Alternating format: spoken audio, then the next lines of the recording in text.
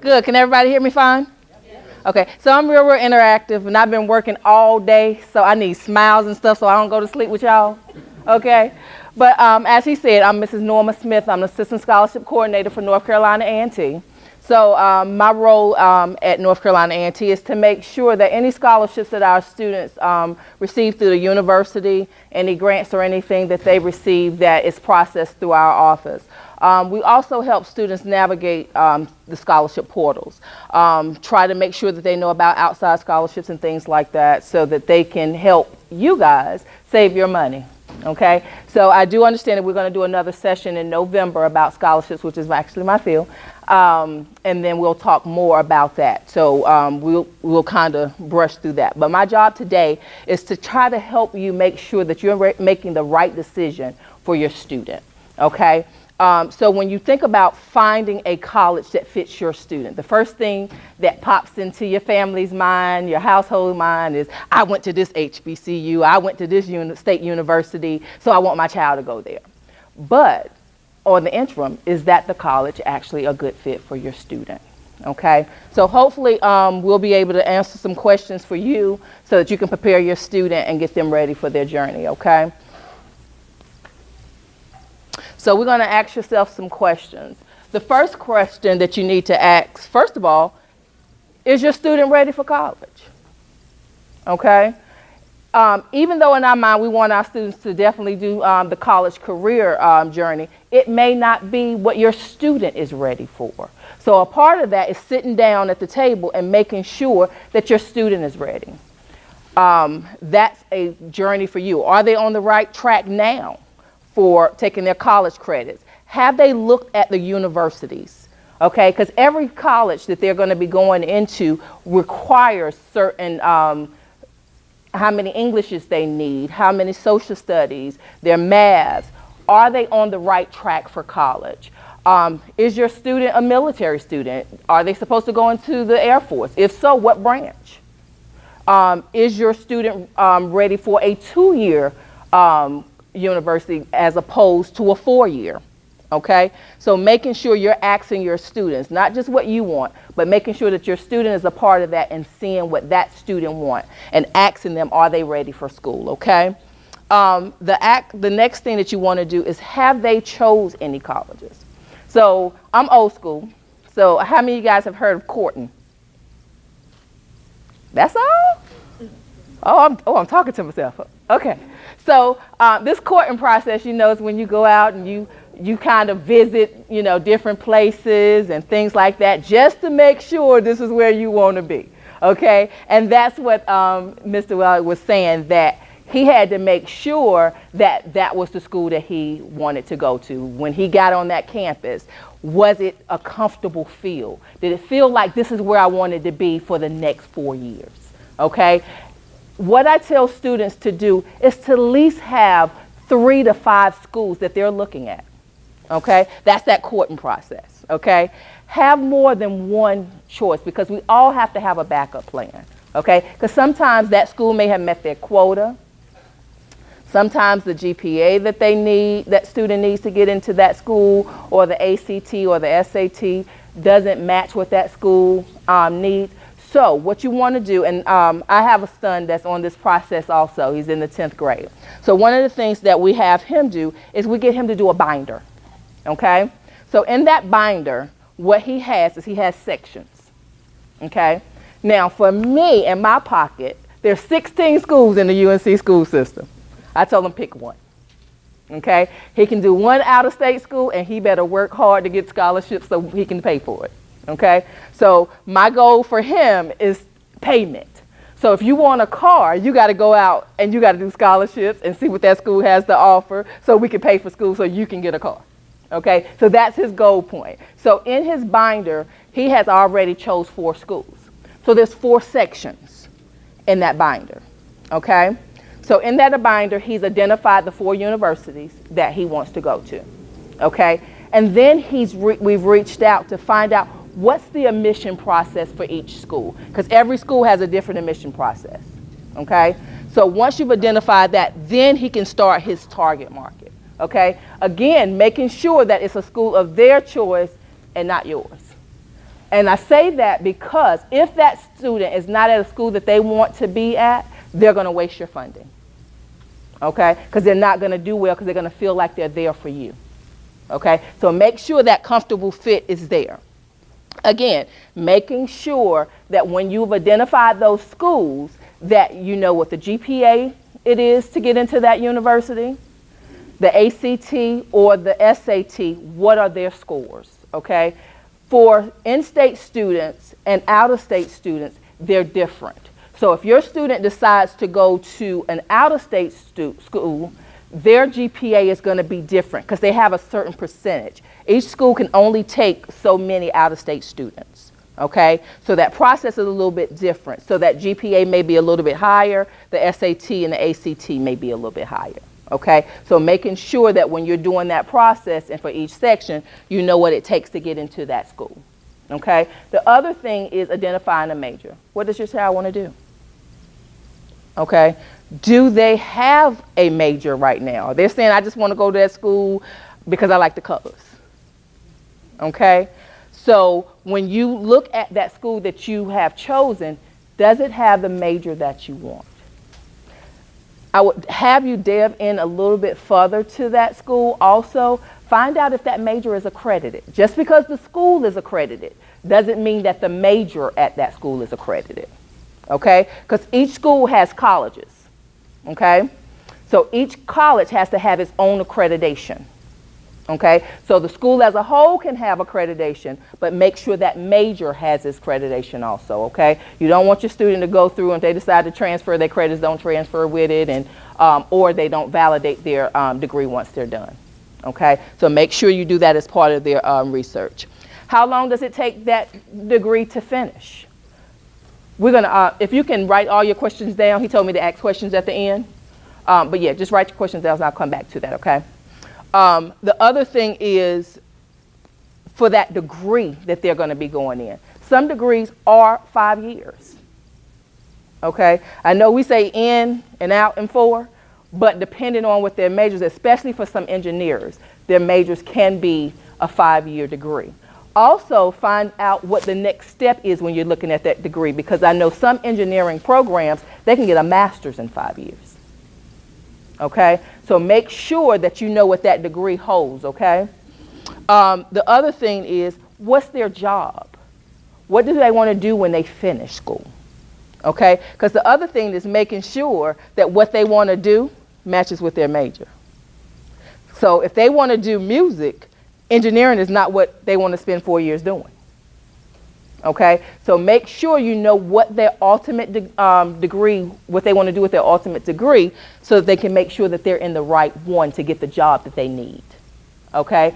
What I tell students is find a company, research your companies that you want to work for, if not for yourself, and then backtrack to find that degree that you can do to get there. Okay? So you got to look at the whole picture, and you don't want, that way you're not wasting 4 years. There's so many students that finish 4 years and say, I don't even use my degree. Okay? So make sure you're not wasting that student and your money and time, okay? The other thing is this university affordable?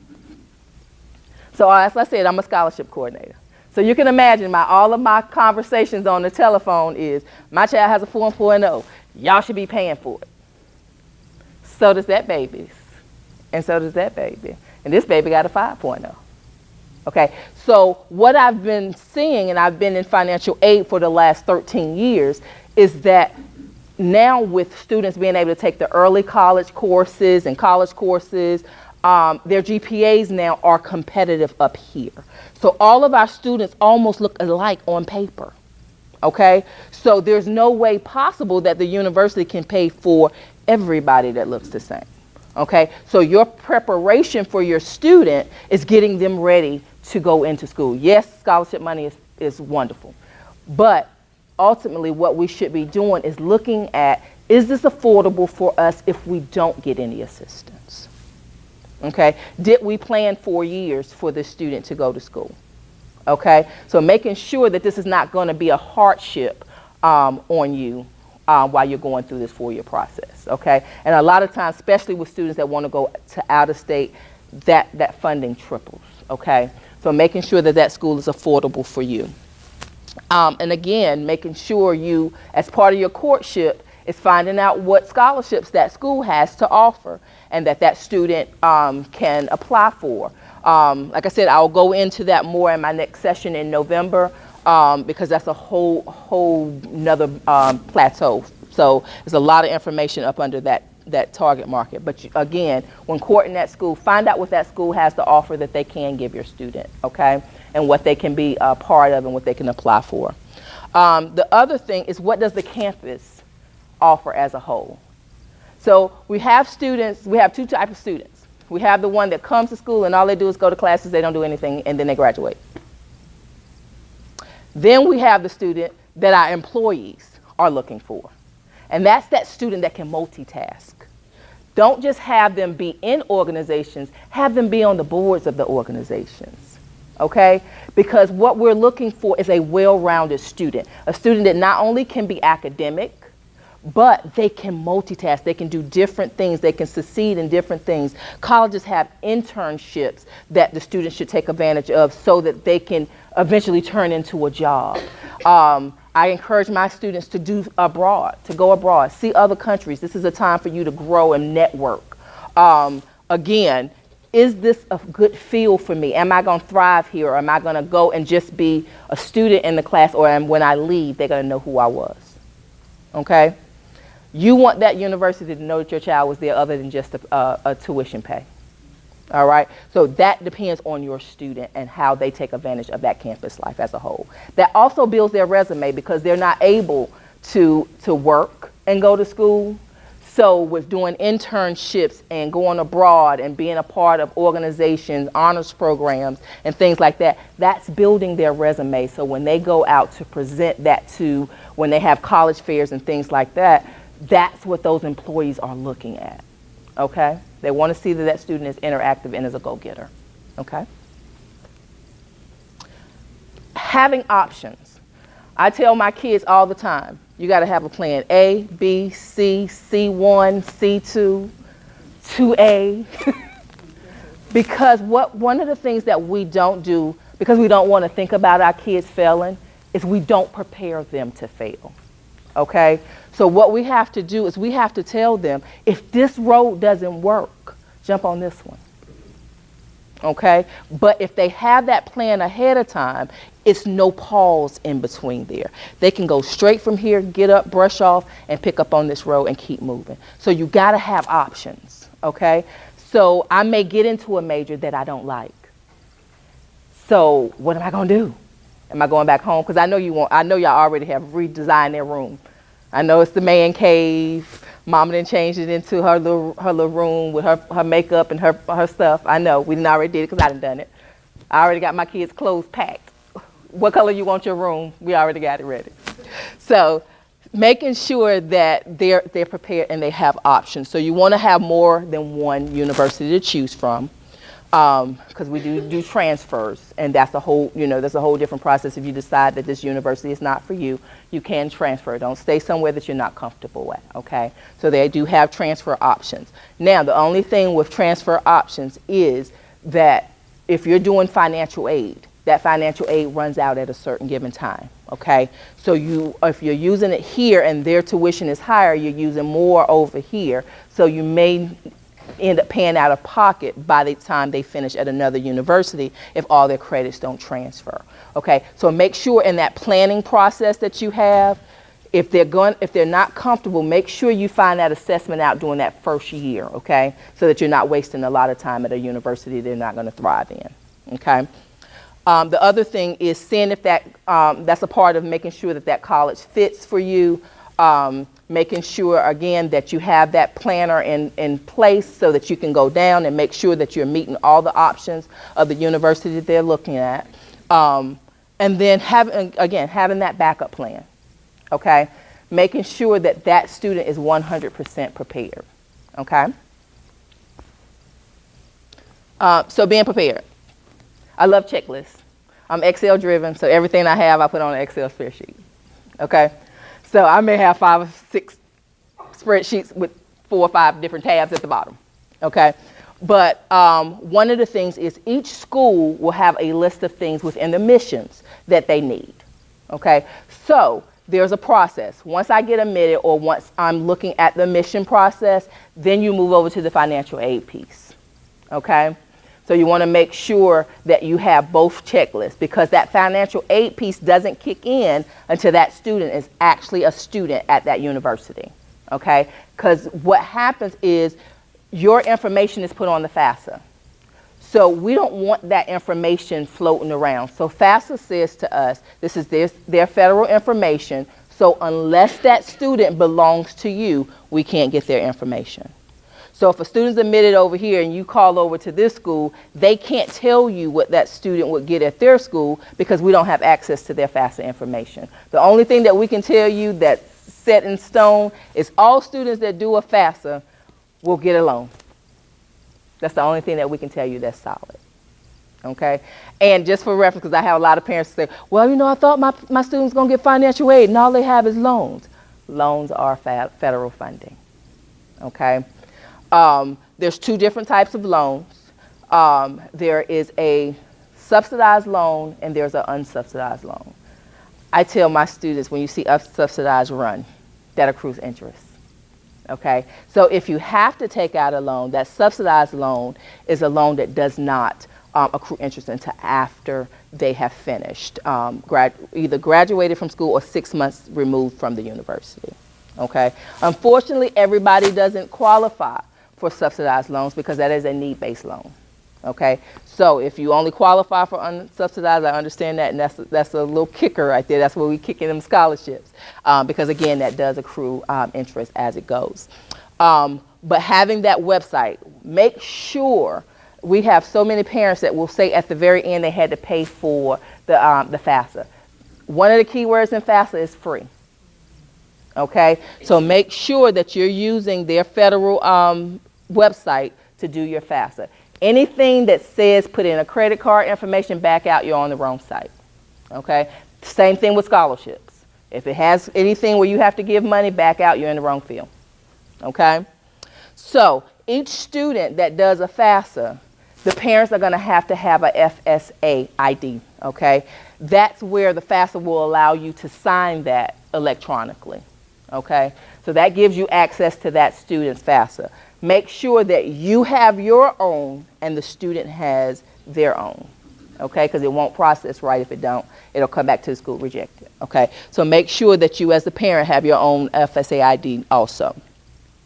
When you're going through on your FAFSA, they will allow up to 8 schools that you can put in, okay? So part of your courtship, if you have 5 schools, then when you do your FAFSA, you put all 5 schools on your FAFSA. Okay, so that way whenever you decide what school you want to do, it's already on your application. You don't have to go back to that application to do that. Okay, completing applications. So we have during November, have everybody registered for cfnc.org? I would empower you to go out there and register on their website. Okay. All your students should have access to it already, but make sure as a parent that you go out there and you register too, because you can see what we have in North Carolina. They have a plethora of information. Some of them you can do your application on there one time and it'll transfer over to certain other schools. So it kind of lessens your process when you're doing your application. For those seniors that we have in November, and you can, I want to say it's the 18th, but when you go on CFNC, look for College Week. We will during that week, we will be waiving applications, okay? There's certain schools that participate in that program, so if your school is a $45 registration application fee, you want to do it during this week, okay? Again, it's only at certain schools, so when you go on there and register, you can see which ones are available to you. But make sure you take advantage of that process during that time frame, okay? Again, when you do your checklist, so if you decide, once you decide that this is the school for you, you've done your admissions process, you've done your financial aid, FAFSA, that school is then going to reach out to you from their financial aid department. We've had students to kind of freak out because the information they was getting wasn't coming from the university that they were at. It was coming from this other third party. The UNC systems have adopted a system that actually helps us process some of our students. So that's School Servicing Center. So where instead of sending the documentations to complete the financial aid process with the university, you will send it to them.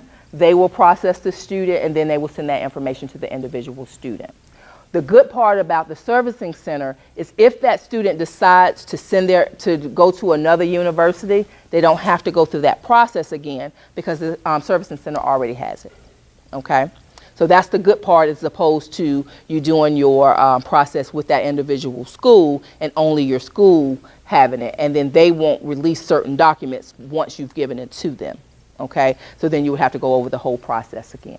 Okay, so if your student is selected for that verification process, don't freak out, it's legit. Okay.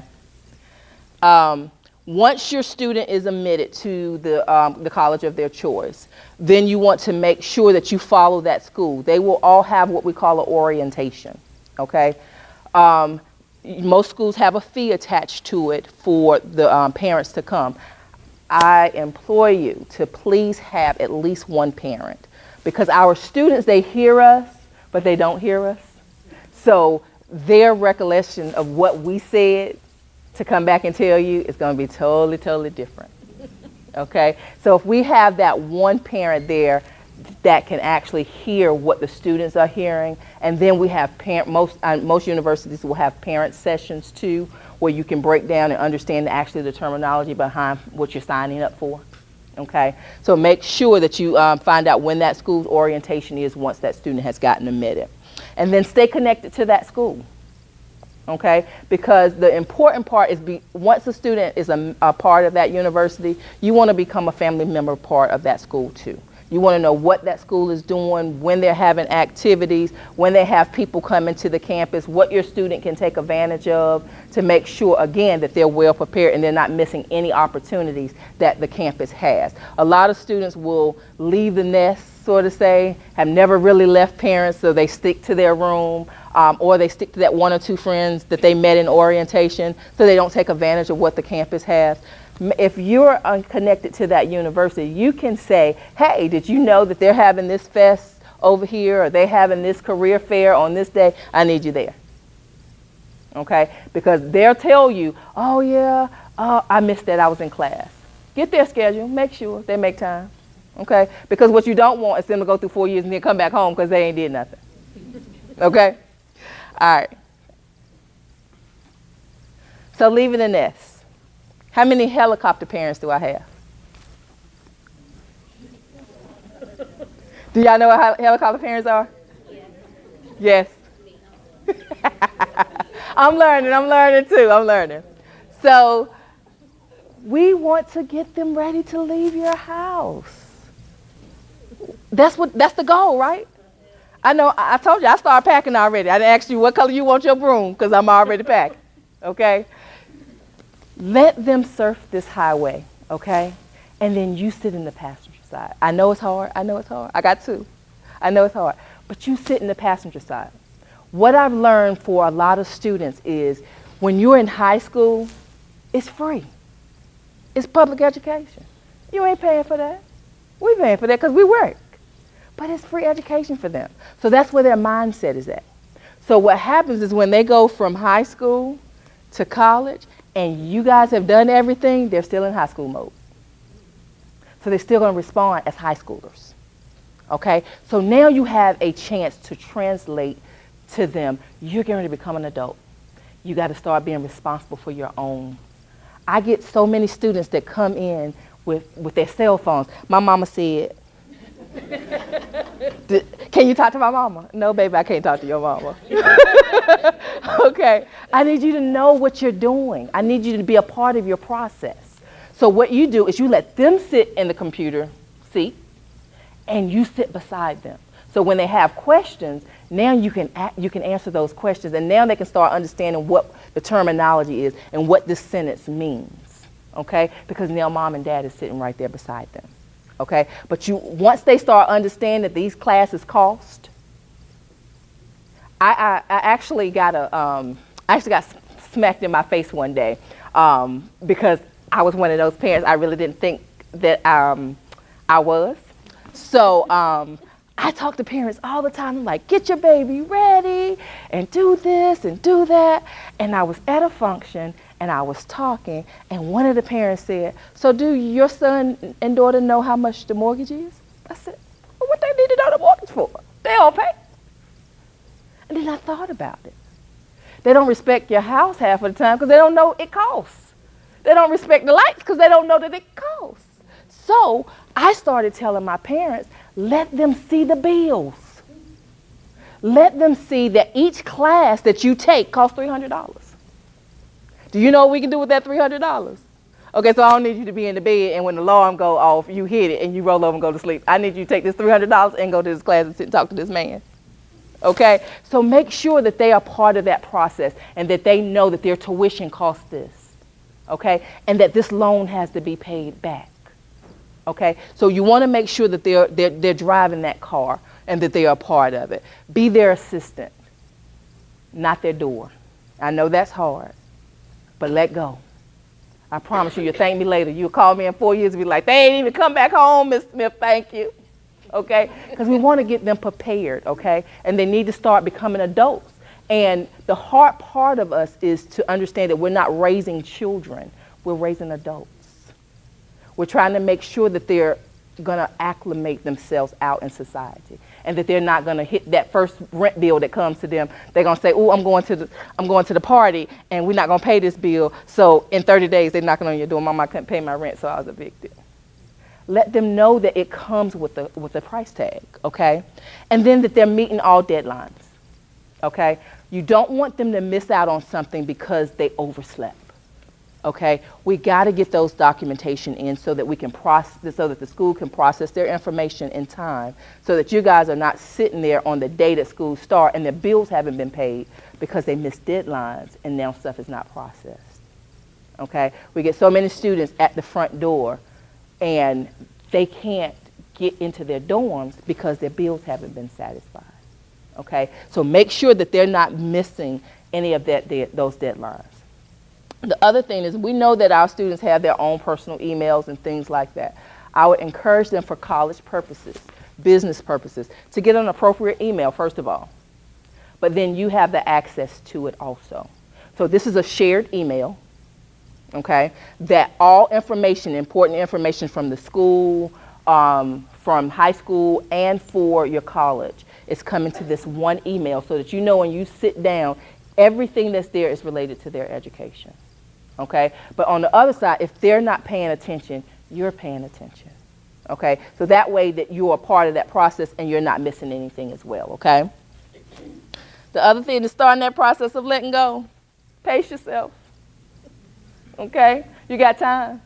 You got time. So pace yourself now by going ahead and preparing yourself now. You're getting yourself ready too, not just the student, but you're getting your mindset that my student is getting ready to leave here.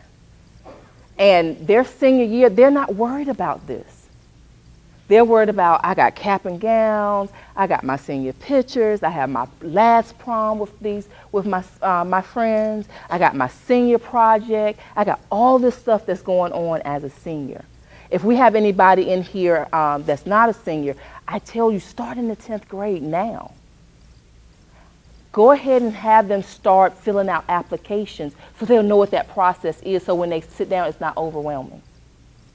If they have a scholarship that they're going to apply for, go ahead and prepare that scholarship now so that when they get ready to sit down, it's not an overwhelming process. Okay? It'll flow smoother when you prepare yourself early. Okay?